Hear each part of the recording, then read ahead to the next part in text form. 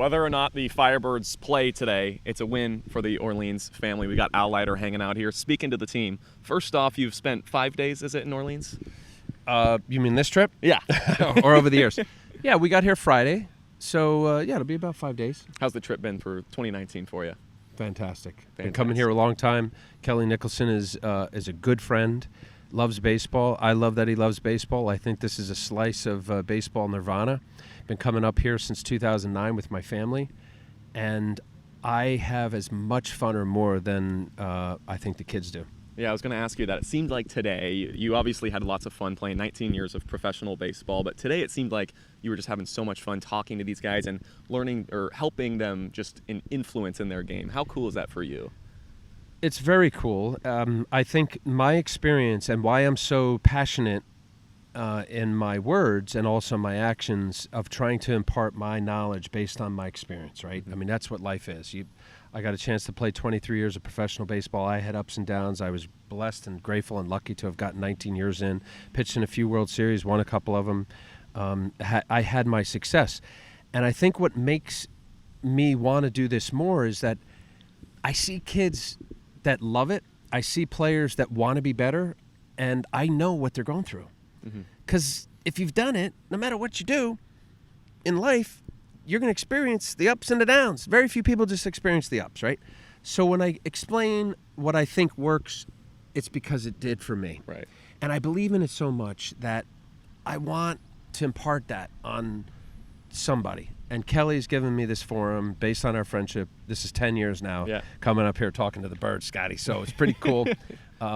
And I'm grateful that he asked. I'm grateful for the players that they all come out because they don't have to, right? They got, it's game tonight and, listen to some fat old guy. Maybe I do, maybe I don't. So I try to make it entertaining and fun and also enlightening because it works. Yeah, you mentioned you want it to be enlightening. You want them to learn off of you because you've been there before. In your speech today, you talked about the first 3 or 4 years of your career. You struggled with confidence, and you're trying to teach that to them, and you've learned a lot in your career. But today for you, what are you still trying to learn about yourself and improve on every day?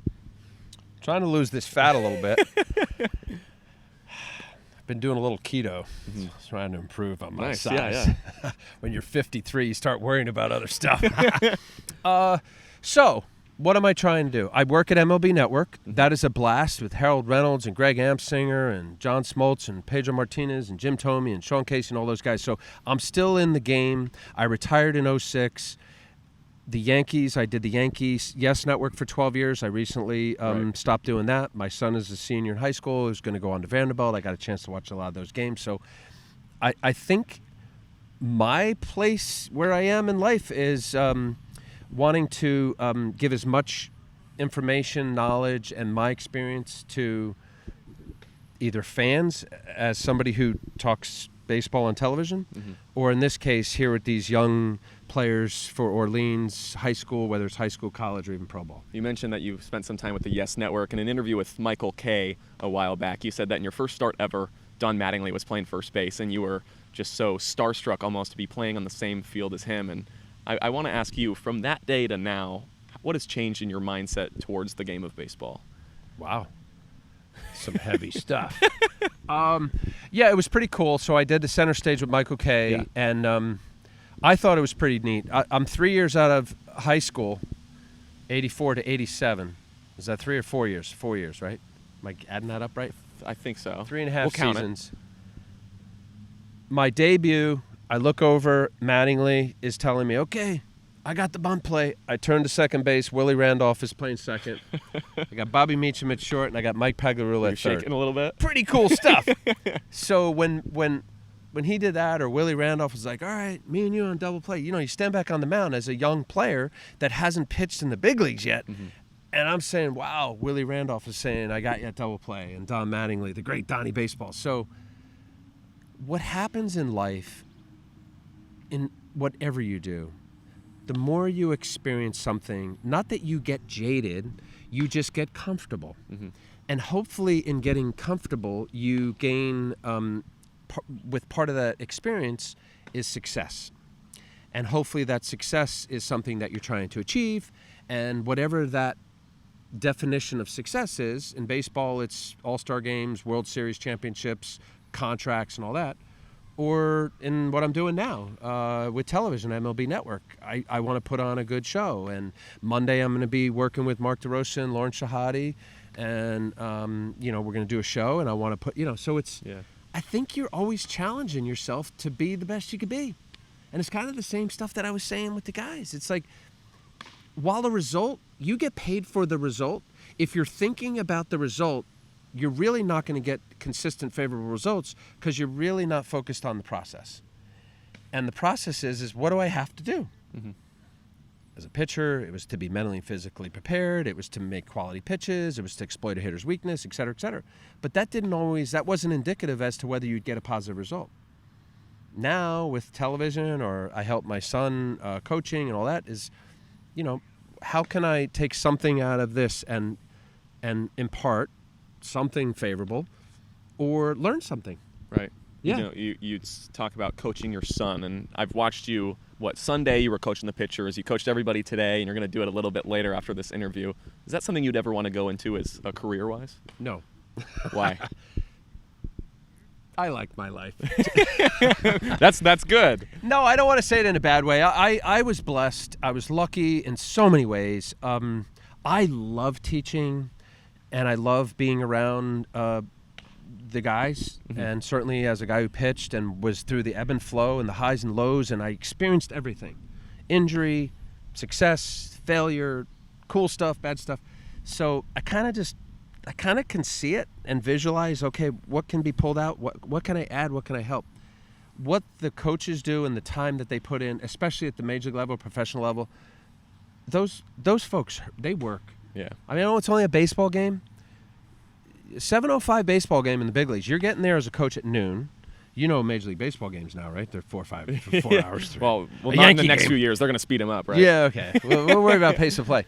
So it's a lot of time, and I enjoy my family. I enjoy my kids and being around that. So, but with something like this, when Kelly, lets me come up here and talk to the guys, or like with my son and Right. his teams, and different places that I like to talk baseball. Being more on the case you haven't talking noticed. side. Yes, of course, and it's fantastic. It's fantastic for this and everything. Being more on the talking side of baseball, away from the playing side. Do you watch the game differently? Does the game seem different to you now? It's a good question. Yes. I think sitting in the dugout for off and on 19 years of 162 games a year, I looked at the game as an active pitcher, and I was always looking at this visual of who was up, how would I pitch to them, that kind of thing. Yeah. And it was very pitching centric. And then when I retired in 2006 and the Yes Network, John Filippelli offered me the job to do games with Michael Kay and the guys, now you're sitting up in the booth and you have to talk the general game. Right. So now it's not so pitching centric. You got different facets of the game. They'll ask you about managerial decisions, et cetera. So that kind of broadens a different look. And then as a coach, I'm not pitching anymore. So you think of, how do I help a guy thinking as a coach in developmental as opposed to trying to get the guy out. We're lucky to have a great coach here in Kelly Nicholson. The rain's about to fall, so this will be my last question for you, and I know we're going to bring it back to Orleans. 10 years, it's a decade. It's you and Kelly's 10-year anniversary of friendship. Yeah. What have you learned from him? Positivity. I marvel. First of all, he's a great guy, and he's a wonderful person. Really nice person. Mm-hmm. If he was a jerk, I wouldn't have been hanging around for 10 years. I'm going to be honest I with wouldn't you. think so. No, why would you? Yeah. So really nice person. What I learned from Kelly is patience and positivity, first and foremost. Aside from his kindness and generosity, very generous. But I've had a lot of conversations with him now over the years, and he doesn't say one bad thing about any of his players. And I'm not saying I would say bad things, but he's not critical. Yeah. He's no matter what the circumstance, Kelly's going to try to figure out a way to try to help a kid, and he's very positive. So I would say that's the number one thing. I'm positive here that you're with us. Thank you so much Thank you. for your time, Mr. Leiter.